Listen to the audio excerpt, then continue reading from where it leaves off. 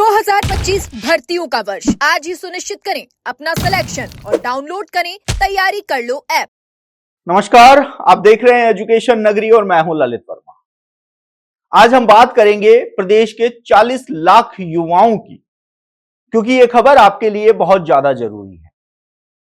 प्रतियोगी परीक्षाओं में परीक्षार्थी आवेदन तो कर देते हैं, लेकिन वो परीक्षा देने नहीं पहुंचते हैं, जिसके चलते सरकार के ऊपर एक बहुत बड़ा आर्थिक भार बढ़ता जा रहा है। आपको बता दें कि पूर्व की गहलोत सरकार ने अपने कार्यकाल के अंतिम साल में प्रदेश के 40 लाख युवा बेरोजगारों को एक बड़ी राहत दी थी। उन्होंने वन टाइम रजिस्ट्रेशन का नियम लागू किया गया था, जिसके तहत प्रदेश के समस्त बेरोजगार पहली बार वन टाइम रजिस्ट्रेशन के समय आवेदन शुल्क जमा कराएंगे। उसके बाद प्रदेश की होने वाली किसी भी भर्ती परीक्षा के लिए उनको आवेदन शुल्क नहीं देना पड़ता।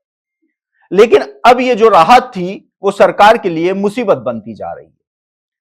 जब से ये नियम लागू किया गया है, तब से प्रतियोगी परीक्षाओं में उपस्थिति काफी कम दर्ज की जा रही है। यहां तक कि हालात ये बन चुके हैं कि राजस्थान कर्मचारी चयन बोर्ड और आरपीएससी की ओर से आयोजित होने वाली परीक्षाओं में उपस्थिति अब महज 50 से 60% तक के बीच में रहने लगी है।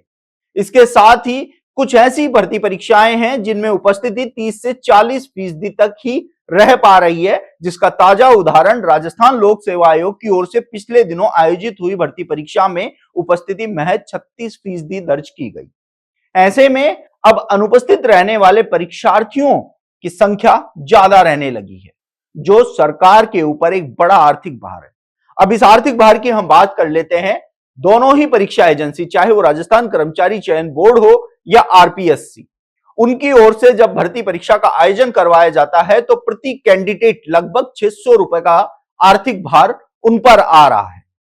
अब दोनों ही जो परीक्षा एजेंसियां हैं, उन दोनों के सामने सबसे बड़ी चुनौती यह है कि उनको जितने आवेदन प्राप्त होते हैं, उन आवेदनों की संख्या के आधार पर ही उनको जगह, पेपर, इसके साथ ही जो विक्षक है, संसाधन है, उनकी तैयारी करके रखनी पड़ती है। लेकिन परीक्षार्थियों की उपस्थिति 50% से भी कम रहने के चलते उनके आधे से ज्यादा संसाधनों का अपव्यय हो रहा है, जिसके चलते सरकार के ऊपर एक मोटा आर्थिक भार पड़ता जा रहा है।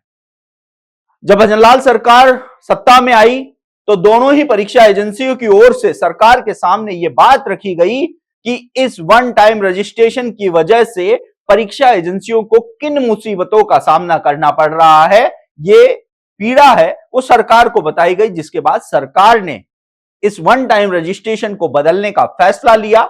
हालांकि जो फाइल है वह सरकार के स्तर पर पहुंच चुकी है और जल्द ही आवेदन शुल्क की प्रक्रिया एक बार फिर से शुरू होने की पूरी संभावना नजर आ रही है।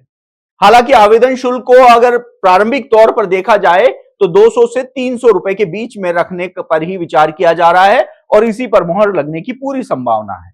लेकिन परीक्षार्थियों की वजह से ये जो वन टाइम रजिस्ट्रेशन है वो नियम पलटा जा रहा है, क्योंकि फीस नहीं लगने की वजह से हर परीक्षार्थी द्वारा हर भर्ती में आवेदन किया जा रहा है, लेकिन वो परीक्षा देने नहीं जाते हैं। ऐसे में परीक्षार्थियों की अनुपस्थिति के चलते सरकार को वो जो प्रदेश के 40 लाख युवा बेरोजगारों के हितों में जो फैसला लिया गया था, वो फैसला अब भजनलाल सरकार को बदलने की नौबत आ रही है।